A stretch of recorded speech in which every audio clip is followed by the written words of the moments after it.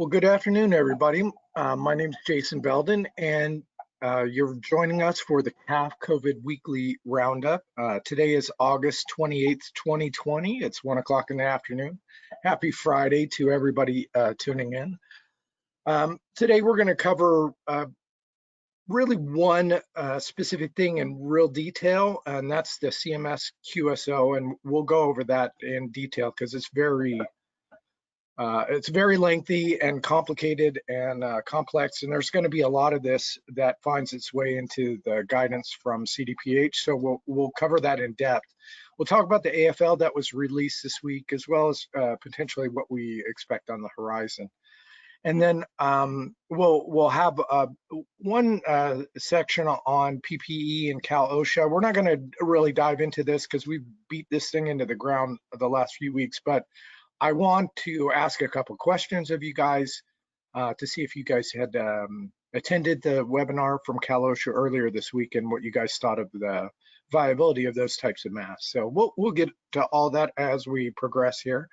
Once again, my name is Jason Belden. I'm the director of the Emergency Preparedness Program at CAF. With me today is Patty Owens. Patty's doing double duty. She's also a teacher right now, so we're going to steal her when we can, but she's double booked for doing some homeschooling as well. So, but we appreciate her expertise as we go through this. And she'll be here to answer questions for sure as we get to the end here. All right. I just want to step in and say good morning and good afternoon, everyone. Thanks, Patty. Well, let's just dive right in and talk about the first update. And forgive my voice, guys. I for some reason I feel like I'm going hoarse, but I'm not sick. I'm okay. Just my voice is a little impacted. So we received an update to the Visitation AFL. It's not only on Visitation, but for our purposes, we really want to kind of concentrate on where it differs from previous versions. And in this specific one, the AFL was updated to include visitation guidance to permit the ombudsman, regardless of whether the facility is in or not in an outbreak situation. So we know from the visitation guidance for families that it's prohibited for visitation to occur while the facility is doing response-driven testing or they're in the outbreak status. This would require us to allow the ombudsman to enter regardless of the outbreak status of the facility. And I know folks are rolling their eyes like, okay, now we've got these ombudsmen coming back into the building. What about getting them tested? And originally, when we had spoken to them, to the head of the ombudsman's group, we talked about asking them to voluntarily participate in some kind of testing protocol. But as of yet, we have not come up with, kind of a concrete requirement to get them tested. And we're asking CDPH at every opportunity that we have that it just doesn't make sense that all of us are required to test, including folks that don't do patient care. And we have, now we're going to permit ombudsmen to come and meet with individual residents and not go through the testing process. And we just feel like that is, it's in conflict with the life safety requirements that we currently kind of go through in our daily procedures. And it doesn't make sense that if they're there to protect the residents, that they could be potentially putting them at risk by being an asymptomatic or pre-symptomatic carrier of COVID without it knowing it. So I think we have a real reasonable leg to ask them to test. And frankly, I don't see a reason why, if you're an ombudsman, why you wouldn't want to be tested. But we've got to work this angle from the CDPH side and have them kind of stress this to the ombudsman. We know that if you've seen the Los Angeles Times story, there's still issues with getting the surveyors tested. We have not received any kind of indication from CDPH of where or how their own internal process for testing their surveyors will improve. We don't know that yet, but it's not just pressure from us, but there's a significant amount of public pressure on CDPH to do just that. And I think that's probably what's going to force them to come up with a more robust system for testing to respond to the public outcry. And then the one thing I want to call your attention to is we have many counties that are going to be removed from the watch list fairly soon. And if we know from that Visitation AFL that a visitation is supposed to resume 14 days after they're removed from that watch list. So we want you guys to be cognizant of understanding what your county's positivity rate is and how that's going to impact you. Hopefully you're doing calls either weekly or bi-weekly or some kind of group conversation with your local health department, whether it be as a coalition with the hospitals too, or whether it's just the long-term care providers. But if you're in conversations with your county and you guys are not having those daily check-in calls with everybody within your healthcare continuum, every one of you guys should be asking the local health departments to have weekly or bi-weekly calls to increase your situational awareness for your particular county. And if I know some counties do it, but there's other counties that are very intermittent with this. And every time you talk to a public health person in your local health department, I would ask for it if you're not already getting it. Because so much of this is going to be county specific, it's going to be really hard for me to be able to give you appropriate information that's specific to your facility. So we have to encourage you guys to, when you talk to your local health department, say, hey, if we're not having calls, we need to have calls. We need to have a consistent and frequent understanding of what the guidance is for our specific county. And it's not just one thing, it's multiple things. It's, how are we handling visitation? What is our admissions and transfer protocols, and have those changed since the last week? What's testing? We're going to get to the testing in a second, but testing is going to be tied into your county's performance. So the frequency in which you're going to be required to do testing is going to be based on the frequency or the positivity rate in your county. So all of these things are going to be tied together. If you're not already on calls, I'm telling you, you got to be a squeaky wheel and say, look, we need this. Everybody in the county needs this because we need a consistent and common understanding of what the process is. And I think if you do that and you're not already do it, if you get those responses, or if you have calls and you want somebody from CAF to be on the call, please email me the call-in information. And if I possibly can, I will get on the call.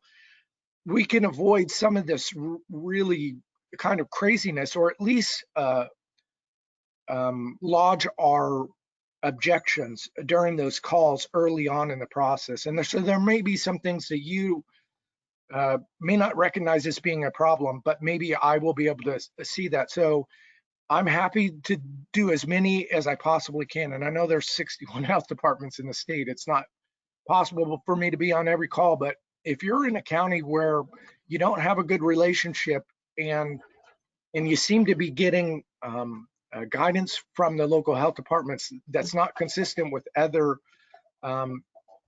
coalitions or other counties that you've talked to, please get me involved early in the process. It's very difficult for me to try to fix things on the back end like we're trying to do with Contra Costa now. So if we're early on in the process, we can say, look, that's not feasible in any way, shape, or form. Or it's only feasible for 5 of your 35 facilities in the county. It's things like that we have to be able to bring up early in the conversation rather than try to have them backtrack once they put something in a public health order or something like that. So I wanted to mention that kind of side note to this AFL. And now I want to jump into the QSO because this is really kind of dense material that we're going to talk about. And this all relates to how we're going to use testing devices and some of that other stuff. And this QSO kind of melds in the mitigation plan requirements we've already been doing. It talks about new reporting requirements, all that stuff. But here, and there are now going to be F tags in the Federal Register for each one of these things. Patty, do you know how many new F tags there will be? Is it 3 new F tags under this, or is it just under 1 F tag? Do you know?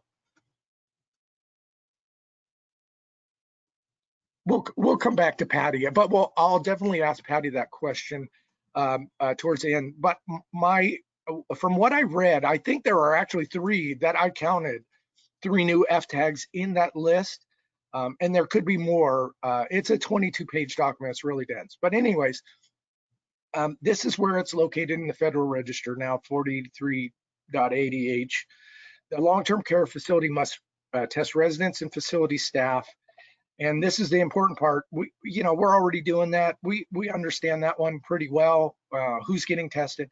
This also expands that testing into individuals providing services under arrangement and volunteers. So think your rehab staff, contract staff. If you have like an EVS company that comes in and does your cleaning, or you have a laundry company that comes and does your laundry, the folks that are in the facility would be considered facility staff, and they would need to be tested as well, unless they're being tested through their own employer. But you'll still need to get copies of that information to keep for your records. So, all right. They gave kind of 6 parameters as well as some other stuff. I'm going to go through the 6 parameters and try to describe each separate parameter that's put into the QSO. So conduct testing based on these criteria set forth by the secretary. So we already talked about all employees.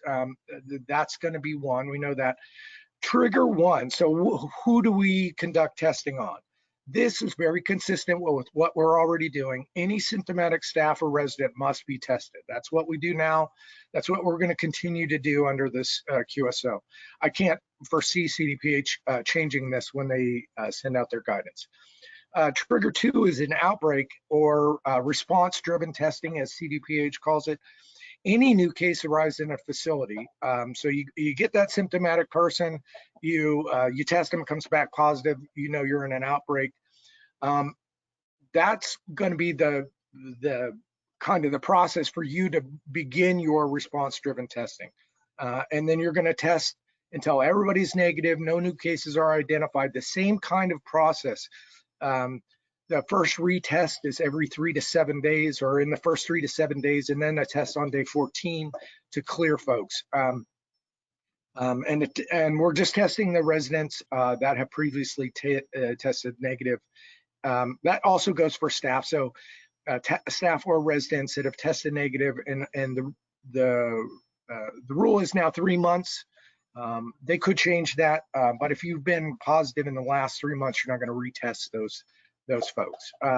Trigger 3 is the routine testing, and this is where it is going to differ from what we've been currently doing. So they're calling it routine testing. We've called it surveillance testing. The CDC now calls it screening testing. All of this revolves around the ongoing testing to determine if we have spread in the building. And that's really, call it what you want, that's what it boils down to. And you're going to fall into one of 3 categories, and those categories are going to be based on the county positivity rate reported in the past week. And they put a link on the QSO where you can click on that and you can get a list of the positivity rate of every county in the country. And you can scroll down to that list, find your county. Depending on the positivity rate, you're going to be required to either test twice weekly, weekly or monthly. And for counties that have a positivity rate above 10%, you're going to be required to test all staff twice weekly, So 2 times a week testing staff if your positivity rate for the county is above 10%. And I will say that there are quite a number of counties in the Central Valley that are still above that metric. Think Kern, Visalia, Fresno, Merced, San Joaquin, Stanislaus, all are above that 10% metric. And then many of the other larger counties are either on the 5 to 10% or the below 5%. So anybody in the 5 to 10% range will be required to test 100% of staff weekly. And anybody that is below that 5% range is going to be required to test 100% of staff monthly. So those are the metrics. How often are we going to revisit that county positivity rate? We'll get to that in a second. Now, all of this, here's the asterisk. I do like that they built in some kind of workarounds if we cannot meet all of the testing requirements. One of the big caveats here is this frequency presumes the availability of either point of care testing on site or off-site testing where turnaround times are less than 48 hours. And when we talk about how we're going to use the point of care testing and where we anticipate CDPH guidance to go, I think there's going to be less of you guys using the point of care testing to meet this requirement, unless, you know, the offsite testing is really, really, really hard to come by. But I'm almost thinking we really have to focus our efforts on finding those labs to do this rather than utilizing the point of care testing devices. And I'm going to go over some of the complexity and the problems with that. And you can make your determination on your own. I do think there's a tremendous amount of value in using them to determine outbreaks at the point where you determine symptoms have developed.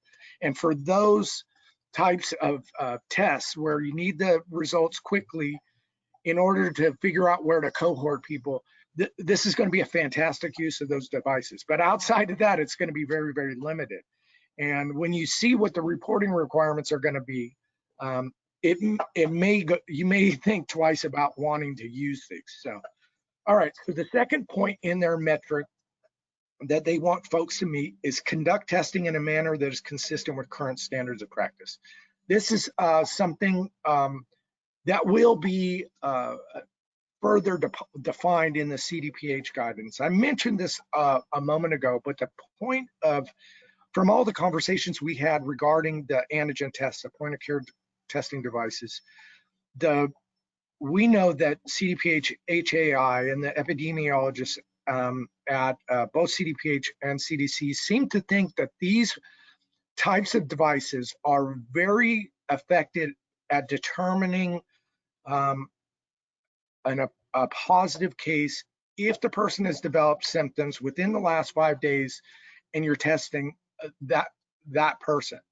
And we can accept a positive case if that's the criteria, and we can make decisions about how to cohort people if they fit within that narrow scope. So let's think, you know, you've got a resident, they're doing fine, they have a change of condition, they spike a fever or some other type of symptom. You test that person with one of these point of care testing devices, you record that result. If it's a positive, we know based on how the specificity of these type of tests, if you're meeting that parameter within 5 days of symptom onset, you're testing these folks, we can accept that as a diagnostic result, meaning we don't have to confirm that result with any other type of test. We know that that's good.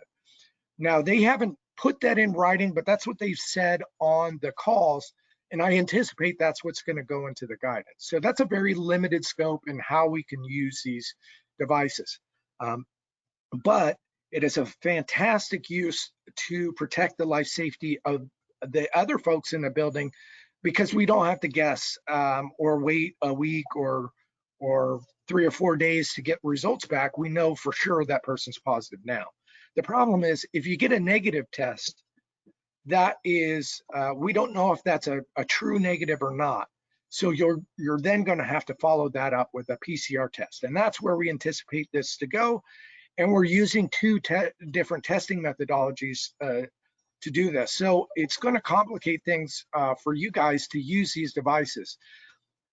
That's why I really think the best practice is going to be around testing the symptomatic folks, just so we can do immediate cohort. Or testing, you know, say you have a staff member that shows up and they don't recognize that they have a fever, but you test them and you see they have a spike in fever. Now, you're not going to have that person come into the building regardless of what that test says. You're going to send those folks home because they're symptomatic, and that's what we want them to do. But we can test them, get the results, and if we're positive, we know that that's a true positive, and we don't have to send them somewhere to get another test, or we don't have to call our lab to test them again with the PCR test. So now if it comes back negative, we're still going to have to do that PCR test, but if it does come back positive, we'll at least start our clock for them to return to work. So we can make sure that they self-monitor for their symptoms, see when their symptoms resolve, and then we can wait the amount of time before they meet the return to work criteria. Or if they're willing to work and we have a red zone that they can be fully cohorted, we can put them to work in that. But those are the limited scope in which you can take action based on the results of the test. So those are going to be the current standards that you're probably going to have to follow in regards to this. So that means possibly testing each person twice, depending on what you use the point of care testing for and what the results of it for. So the third bullet point that they asked for each instance of testing, document testing was completed and the results of each staff test, whether it's negative or positive, you have to keep a record of that. And then document in the residents' medical records that testing was offered, completed, and the results of each test. That's fairly self-explanatory. I copied that right out of the QSO. The fourth bullet point is, upon the identification of an individual specified in this paragraph with symptoms consistent with COVID-19, it essentially means this is all of the elements of your mitigation plan, the cohorting, response testing, all written out and all defined. Based on what I read, if you have submitted a mitigation plan that's been approved by CMS or by CDPH, my guess is for the most part, you're not going to have to make many adjustments except to the, kind of the frequency of testing. But as for the cohorting, the response testing, what we consider an outbreak, all of those things we've been doing and we will continue to do under this QSO. So this part I don't think is going to be too difficult for us to meet. The fifth bullet point is have procedures for addressing resident staff who are refusing testing. And, we've talked about this a bunch. They have very specific things they want you to do for staff, and they're less so for the residents. And I'll talk about that here. So staff who have signs or symptoms consistent with COVID that refuse to be tested are prohibited from entering the building until they meet the return to work criteria that we just discussed. So there's a link there. That changes frequently, but we've kind of talked about this. I believe now it's 24 hours after the resolution of symptoms, provided they weren't taking fever reducing medications, things like that. But anyways, if you have questions about the return to work, because it could change, and it has changed a couple times, just click on that link and make sure that they're prohibited from the building, meaning they do not come in unless they meet that return to work criteria. If you're doing outbreak testing, they should be restricted from the building, meaning you've determined an outbreak somewhere in the building. The staff member is not positive, but they refuse to test. They're going to be restricted from the building until the procedures for outbreak tested have been completed. So that's 14 days, right, at minimum, if you don't spike any more cases. It could go on longer than that, but they would be restricted from entering the building until the outbreak testing has been completed. All right, have procedures for addressing residents and staff. This is the same thing. This just has to do with the residents. Now there's a much bigger section that talks about, absolutely residents have the right to refuse.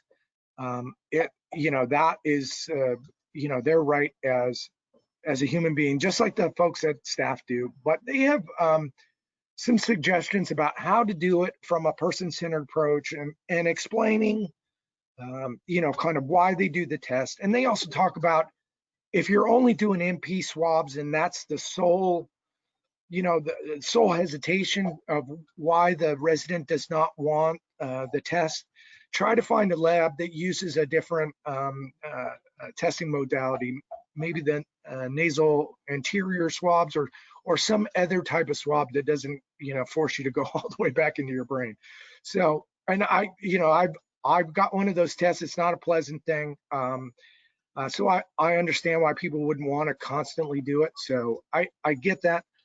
But if a resident does have symptoms that are consistent with COVID, or they're a part of that exposed group, he or she needs to be placed and remain on transmission-based precautions until they meet the criteria for discontinuation of those transmission-based precautions. So, and I would consider them exposed. And if they do have symptoms, this is if you're worried, if you have a single room or you have multiple single rooms, this is the priority for the single room.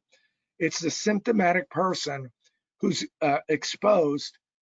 You want to keep that person in a room, and if they're refusing to get tested, we're going to keep them in that room until we can take them off transmission-based precautions. So those are the kind of suggestions, but there are no like you must do this or you must do that. It's really kind of flexible in terms of how you determine how you deal with these folks. But the symptomatic folks, we're really concerned if they choose not to get tested, and we want to keep those folks in a single room if at all possible, even if that means creating a space for that person. It's definitely, let's say you get a symptomatic person that's cohorted in a room with another person.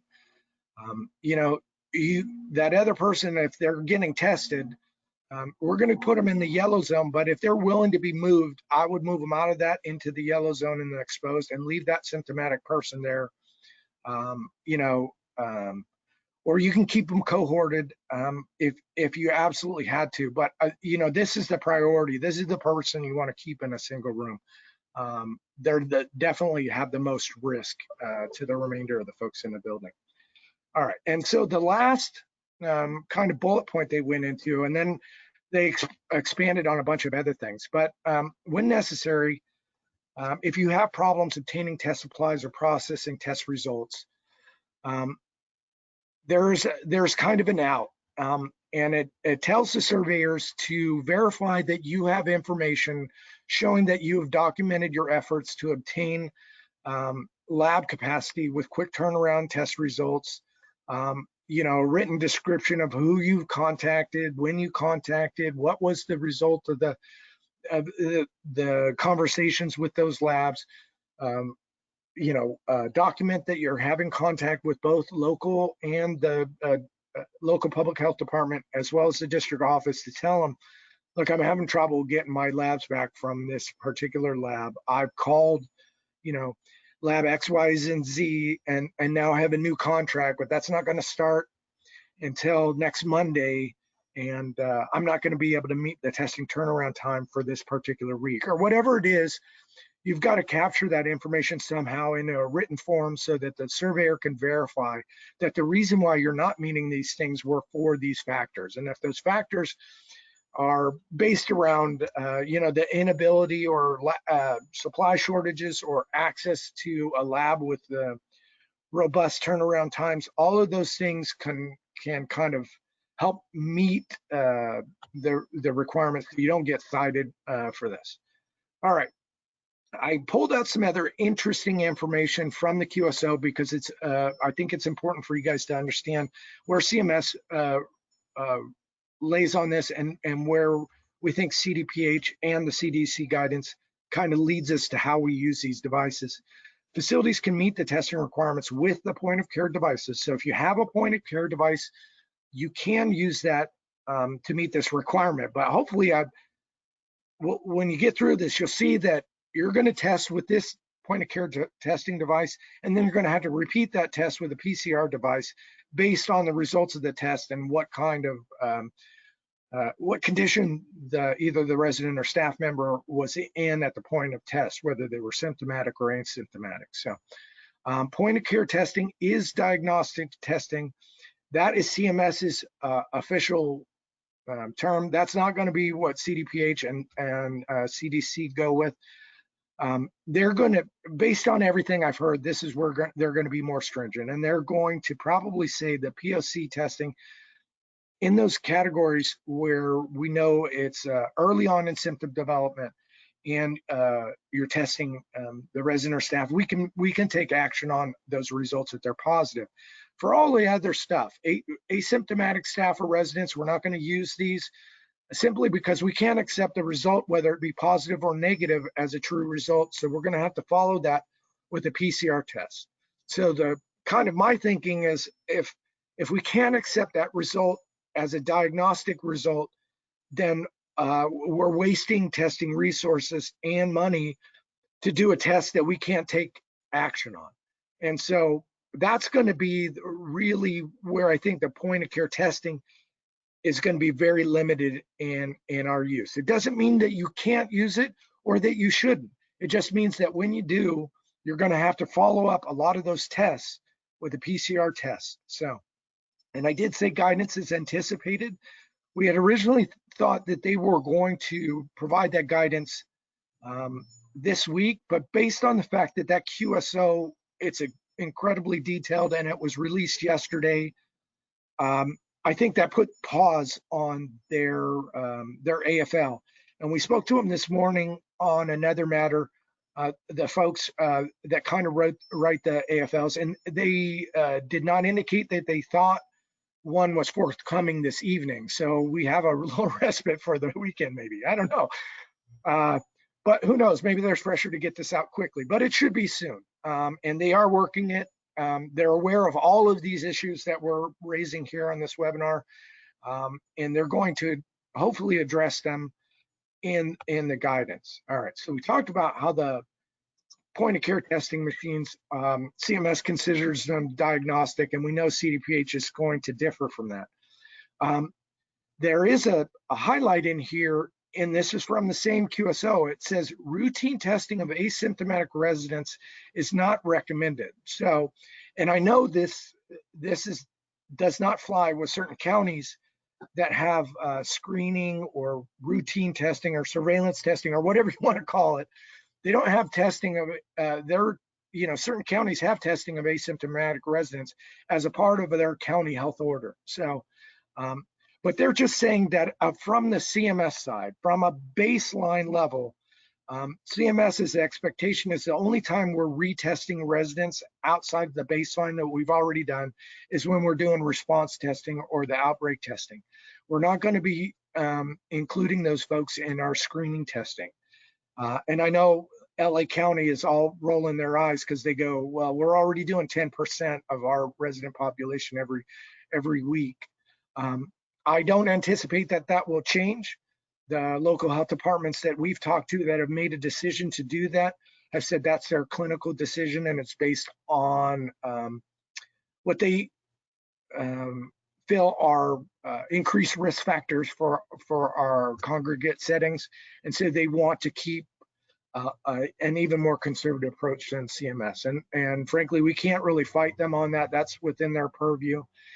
I know we get lots of calls from providers wanting us to call local health departments to revisit their admission guidelines and things like that, but we can't really do it if it is one, consistent, or two, it's in their clinical decision-making process. It's really hard for us to kind of dispute any of those changes. So, Jason, all this right. is Patty. If I could jump in right there. Yeah. You want me to go Yeah, back a slide? for some of our advocacy efforts, though, we are making sure that all the other agencies are aware what each county is doing on those sort of things, so that we are advocating for the providers and trying to shed light on some of the disparities between each county and what's bottlenecking up admissions or the need for any of the surge capacity stuff. So we are making sure we're still advocating on those things. But like Jason said, it is hard to approach the county specifically on those things. But yeah. It's easy. It's much easier for us if the county has a health order that is inconsistent with the health orders of the counties next to them, even though they have similar characteristics, especially if it's a big outlier. Folks in Contra Costa County know this because there was a health order that was issued a little while ago that essentially says all new admissions must go into a single room, period. And that's a big outlier compared to what other counties are doing, or what the state or CMS or CDC has kind of laid down. And that's a great best practice to have, but we can't reduce our bed capacity 50 or 75%. That's not the way the healthcare system works. And so that's why I asked you guys to get us involved early, so that we can be involved in those conversations with the county. So, if the health officer is going to make a decision, they're generally going to mention that on those calls, and they can have a forum where we say, oh, hey, that's going to reduce capacity in your county by 50 or 75 or even higher percent, because we don't have single beds. And that presents a problem. So when there are outliers like that, we want to directly advocate to the county. But if the county that you're in has the same admission and transfer kind of guidelines as the county next to it, and you and your facility just can't meet those guidelines, we have a hard time advocating for a specific workaround for just your facility. It's really difficult for us to do that, and frankly, it's probably not in our best in our best interest to advocate for a position that's different than the clinical guidance or what's expected. And that's really what I wanted to get to. So I'll talk about another point that they brought up in the QSO, and this is important. Each one of these point of care testing devices are prescription use tests, and they need to be ordered by a healthcare professional licensed by state law or a pharmacist, and the facility must have that order on hand, and that order must be for each individual that's getting the test. Then that may be accomplishable if your medical director is doing the order. You may have no problem with that, but it's just something that you have to know that we have not, or maybe have been intermittently doing with our own labs now. So if that's the case, this is going to be a big additional piece of work for you to do if you're using the point of care testing devices. So it has to be a physician authorized test. And then one of the other, well, before I get to the reporting, and I can't remember if I put a slide in here, frankly, about one of the suggestions in there. So one of the suggestions in the QSL was to use these point of care testing devices on visitors. And based on this fact, it seems to be in conflict, because I don't know that our medical directors could order a test on somebody that's not their patient. I don't know how it would work, but that could be a problem. So as one of the things that we highlighted for CDPH to ask for clarification, could it be can we do this as a standing order? If we're going to do that, or what are the accommodations to kind of reduce the workload of having an MD have to sign these all the time?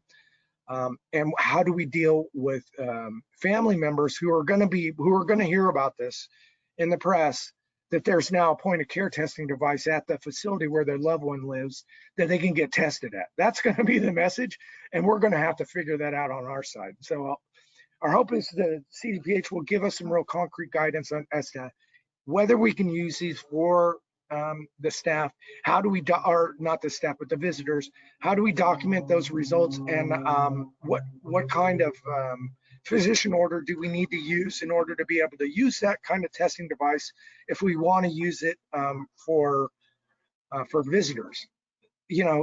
It's clear that CMS thinks a little more highly of the point of care testing devices, but as we look at what CDPH considers a reasonable use for the point of care testing devices, we can only take action on it when somebody's symptomatic and within 5 days of symptom onset. So we're really limited on what that test actually tells us about somebody that comes to visit their loved one if they're asymptomatic. the test negative, we can't even consider that as a true negative for our own purposes. So what does that mean for somebody that's a visitor? These are the issues that we brought up with CDPH, and we're hopeful that they address those in the upcoming AFL. All right, in terms of the reporting requirements, this is going to could be a hugely complex, really difficult problem. I brought this up to Los Angeles County Public Health Department as well as CDPH this morning, but the reporting requirements under this QSO would essentially require us to report the same as every laboratory reports all test results. So that means, you know, the tracking that we're doing for all staff and all residents would need to be submitted using the process in which labs submit their stuff, and not through the same process that, or the same reporting processes that we're already doing, whether it be a county or a state or the NHSN. So, you know, we've got all these reporting processes. How can we streamline this reporting process to meet this requirement? Because, you know, I really want, you know, I don't want to discourage people away from using the point of care testing devices for symptomatic people. And if this reporting process, along with everything else, is so onerous, it's really going to discourage people away from using it because the process is so difficult. And that's not the best use of these devices. And it's certainly a disservice to the folks that live in our buildings. So we will really push hard for this to be a streamlined process. But I want you guys to make yourselves aware of the process. When I talked to the LA County Public Health Officer, he said, look, this is crazy. They report so much. All we care about is the positives. We'll work on something to kind of weed out the information they're already submitting to us to be able to meet this requirement. And so I'm hopeful, at least in the large county, they're starting that work now. I gave this QSO to the public health officer yesterday, so they had not seen it yet. They're going to get to work on county-specific guidance that's going to use this as a baseline. LA County is fairly cognizant of, at least if their leadership is fairly cognizant of the downstream effects of these operational challenges. And I know that doesn't make it into the field a lot sometimes, but they've made some decisions that have really helped us. And my hope is that they continue to do that as we go forward with the documentation of this. All right. I talked about symptomatic residents and staff. Anytime when you document these results, you're going to have to document identification of the signs and symptoms. And this is going to be whether you submit these results, whether you do it with a point of care test or whether you do it with a lab test, doesn't matter. This is going to be the requirement for you to document the results. So for all symptomatic residents and staff, you're going to document date and time, signs and symptoms, when the test was conducted, when the results were obtained, how many days it took to obtain the results, and the actions that you took based on the results. In an outbreak, you're going to document the date the case was identified. All the other residents and staff are tested. We know that as a part of the requirement, and the results of all tests. Routine testing, document the facility's county positivity rate. And so every week, you're not going to readjust your positivity rate. It says every other week, and I should take that back. It says the first and third Monday of every month, you should go check that list and then base your decisions on what that is on the first and third Monday of every month. So that way you don't have you're not hovering around one of the make or break marks and go below 1 week and go above 1 week. I think that's their thought processing behind that. But essentially twice a month, you're going to take a look at the county positivity rate, and that's going to impact your testing frequency. And you're going to need to capture that information, make sure it's on this same documentation. Document the facility's procedures for addressing residents and staff that refuse testing. So a written documentation. Now, hopefully you've already put this in your mitigation plan, and this is just pointing them to that section in your mitigation plan. And we're going to document the names of the folks and how you address those cases, what you did in the resolution of those cases. Document that you contacted both CDPH and local health departments to assist in testing efforts if you're having difficulties obtaining those. And you're going to be required to maintain HIPAA for all throughout. We know that the testing results need to go into the medical records for the residents, but for the staff, you've probably already created this. But if you're not, you need to make sure that you're maintaining the records for those because they are protected health records of those employees. We want to make sure that they're maintained in a HIPAA compliant format. So, all right, I've talked ad nauseum in depth about this the QSO. I wanted to mention for a second just the Cal OSHA PPE, and I didn't mention this, but if you have questions, please don't hesitate to put them in the chat box. I will get to them. If I can't get to them, I will attempt to resolve those either on the forum, or if you send me an email, I'm happy to ask those. But what I'd like to do is I'd like to ask you a question. If you participated or paid attention to the Cal OSHA PPE webinar. And I think, they had some, good ideas, good feedback. Of course, it's highly viable in a hospital setting. And frankly, from a dollars and cents perspective, it sure beats having to, toss out N95s after each use. But I have real concerns about what the impact of what these would be on folks with dementia. And, majority, well, I don't say the majority, but maybe more than half of the people in our building have dementia as a diagnosis. And what if somebody comes with a full face mask that looks like a gas mask? What kind of effect is that going to have on somebody's mental health? And so I'd like to ask a question of you. If you guys watched that webinar, do you think that those are viable solutions? And do you think that wearing an elastomeric full face respirator would have a negative impact on patient care for folks with dementia? So 2 questions. I don't have a poll set up or anything like that, but I just want to gather your information because it will inform our decision making as we go forward in the future. We know SB 275, the Senate Bill 275, still has legs. It's still, it's a piece of legislation, if you've not heard, that would require a kind of a 6-month stockpile of PPE. But some of that stockpile will have ability to use or to talk about reusable criteria. And that's why we kind of thought that maybe this might be viable for us. But after watching that webinar, I go, man, that's going to freak somebody out if they see this person approach them. And so that is my concern. I'm not a psychologist, so I don't know, but maybe you could take this back to your clinical team and say, gosh, do you think this would work? If you have a high case count of folks with dementia, is this going to affect them? Will it freak them out? So, and that's kind of really what I wanted to talk about on the Cal OSHA PPE. We know that folks at the leadership in the Health and Human Services all have concerns about the folks at Cal OSHA operating in kind of a silo. And we hope that they'll come to the table and at least,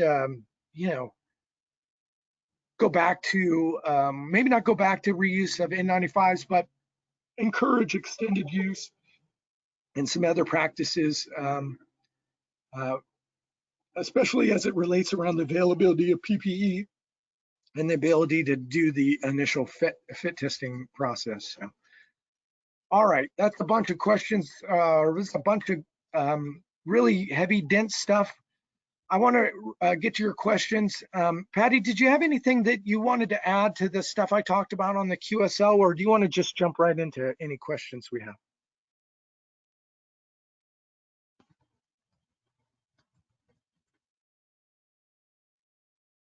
Hey, Jamie, why don't we just start by reading questions, and we'll get to Patty if she can get to us, okay? Jason, I was trying to unmute. I am so sorry. No, But it's okay.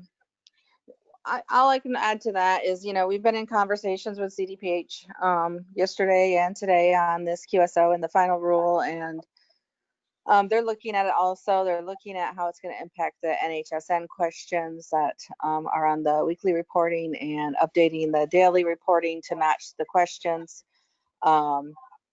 Within that QSO, there's a new focus survey and as well guidance to the surveyors, and we're working with AHCA as well to get out membership additional guidance and clarifications that should be coming out in the next few days. So just And Patty, kind of hang tight and stay tuned on all that.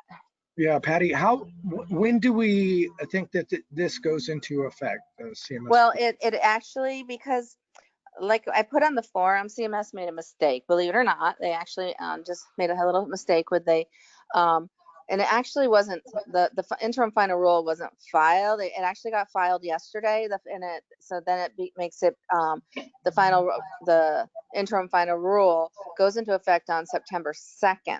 So September 2nd is when it goes into effect, and as well as the guidance to the surveyors.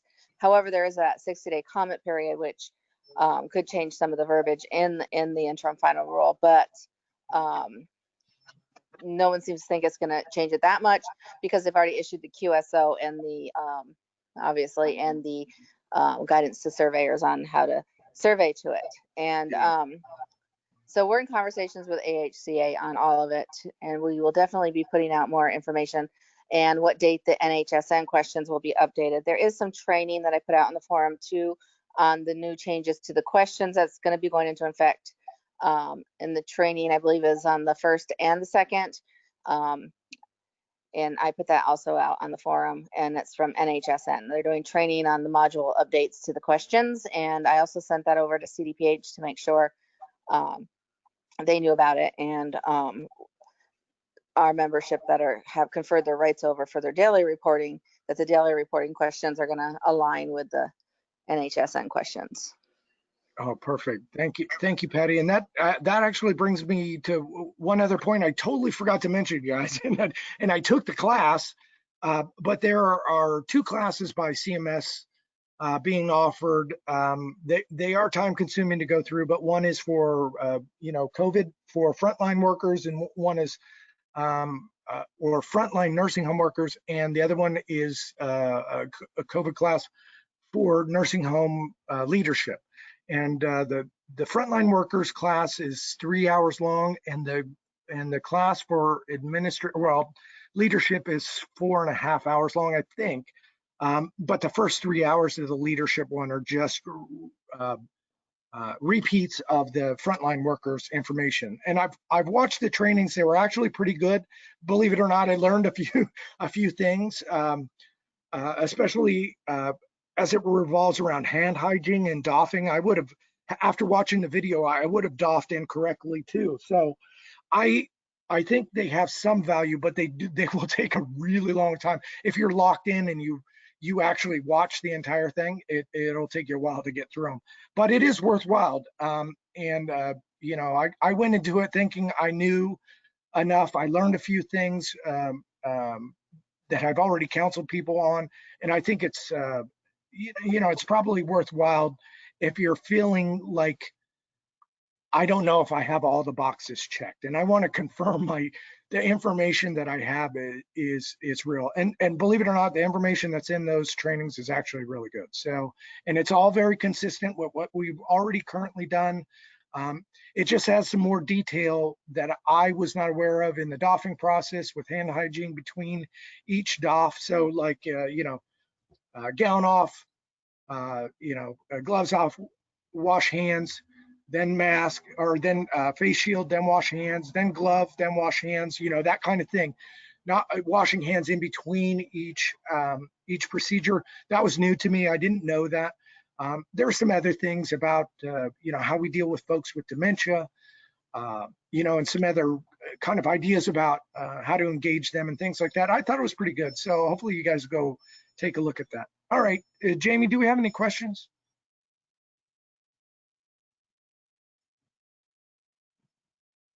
If you're talking, we can't hear you. Okay. So our first question here, it says, please explain the discrepancy between CDC, CMS, CDPH, county, and Cal OSHA. My head is spinning. Yeah, no, well, it's actually a good question because it's a reminder of kind of how it's supposed to work. And I realize this has been crazy because we've seen CDPH do things that are in conflict with CMS. And normally that's not the way it's supposed to work. CMS is supposed to set the baseline for all the licensed facilities in the country. And then each state, makes a decision as to who oversees those licensed facilities. For us, that's CDPH. So CMS sets a baseline, CDPH adds in state specific information, and then the local health departments take those two sets of rules and then implement their own. And they cannot be less restrictive, or they're not supposed to be less restrictive or than the CMS or CDPH guidance, but they can be more restrictive. So CMS sets kind of like a baseline. CDPH interprets that, the baseline, tells us how they're going to survey it. If they add any state-specific requirements that are more stringent, they add those in. And then the counties use that information to build their baseline. At least that's the way it's supposed to happen. It's supposed to work. And then the counties can do whatever they want. Now, Cal OSHA is not a part of not even a part of the healthcare agencies within our state government. So they're completely separate on labor side versus the health and human services side. So they're not even involved in healthcare, and they should not be involved in setting healthcare policy. That's one of the problems here, especially without having a real understanding of our supply chain. The CDC sets clinical guidance for clinicians across all healthcare spectrums for the entire country. And that clinical guidance is not policy, it's not regulatory. It's meant to be kind of a technical resource that CMS, CDPH, and local health departments use to inform their guidance. That's the way it's supposed to work.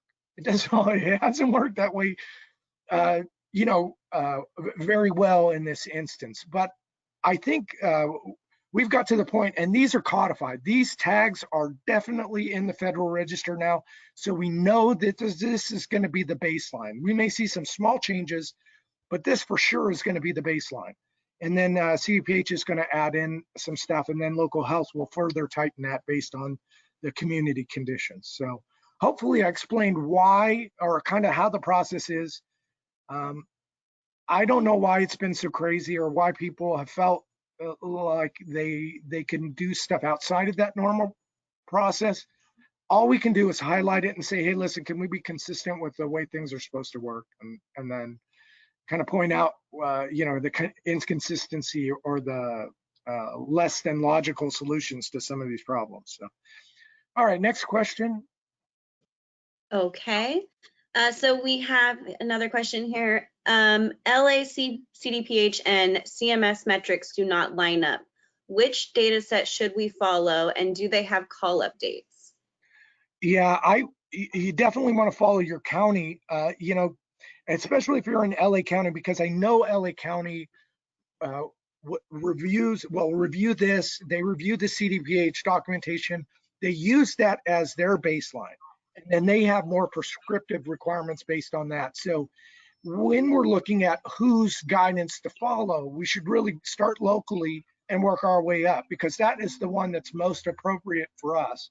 So as we look at our health departments, if they've got set guidance in the form of a health order or some other like a manual, like in LA County they have the ACDC manual, something in writing that describes the process, that's what I would use, because the counties are supposed to use that process. Make sure it doesn't conflict with CMS, make sure it doesn't conflict with CDPH, and here's what it is for counties within our jurisdiction. And we want you to kind of get in that process. And if you run into the instances like Contra Costa, where it's far outside of what other counties are doing, please, we need to know about it. We'll ask them for a phone call. We'll get on will put some pressure on them to at least justify their decision, and make it publicly available. So, all right, next question. Perfect. Thank you, Jason. Our next question says, can a facility make it mandatory for any or all visitors entering the facility provide a negative COVID test before being able to visit a resident? Well, can I speak to this just a little bit, Jason? This is Patty. 100%, yeah. And it's interesting because we've kind of rolled around this discussion a little bit with some other agencies, and especially in regards to the ombudsman. So and it's going to fall back to the facility's policy. If you have a policy that in place or your mitigation plan on how you're going to deal with that, or how you're going to deal with the ombudsman coming in and asking to see their test results. It would be about your policy. It would refer back to your policy and letting people know your policy, and having it go through the correct process within your facility through your quality assurance committee. Jason, do you want to jump in and add? Yeah, I don't know. I'm hopeful that CDPH gives us some ammunition to be able to justify our position. That's my hope. I don't know if it's going to happen, but I hope. Yeah, I hope. Yeah, for the two separate issues, one's the ombudsman and one is just family members or other visitors, I think. But as far as the ombudsman, CDPH doesn't have the. They said they don't have the authority to. But for the visitors, dictate their testing. Yeah, I know the visitors. It's one of those things. This is a member of the public. They're not a patient. They're not a staff member. There's reporting requirements. We can't take action on negative tests with the point of care testing devices unless somebody's symptomatic. And if they're symptomatic, we're not letting them come in the building. So it's going to be. It's going to be, I don't want to say what I think it's going to be, but it's going to be confusing for the next couple of weeks as it revolves around the testing of visitors. I don't know if CDPH is going to take a stand and say, in order to open up for visitation, you need to test visitors. I don't think that's going to happen, but I think they will offer you maybe the ability to do that. But until we resolve the physician order and the reporting requirements, I'm not sure it's going to be helpful for you to do it, especially if you can't use the information from the test as reliable. If it's negative, those are the only people we'd let to come in, and we are not considering that a diagnostic test. I don't know, but hopefully they'll clear that up. And this is Patty. The other angle is to start talking now to your legal counsel and your teams on how your facility or your company is going to want to handle those policy changes and what that would look like for your facility. I would start discussing that now as well, because I think that as we move forward, I don't know, we're not really sure what's going to be put out and issued in regards to the visitors. Now, when California gets to opening phase 3, where they reach opening up for inside visitations as well, as we're already starting outside visitations, hopefully they'll send us out more guidance as they get to that and they get ready for that. So we'll have to kind of keep advocating for that to have that included. So hopefully we get to that. All right, before we drop off, I apologize. Jamie, can you copy and paste all of those questions for me, if you can, into a Word document and just email them to me? I will try to get back to you guys with the remainder of the questions. I know I want to be cognizant of folks' time, and I want to just mention next week, either next week or the week after, we're going to try to have somebody from Medline to come talk about the supply chain and kind of what does it look like for the future, especially with flu season coming on?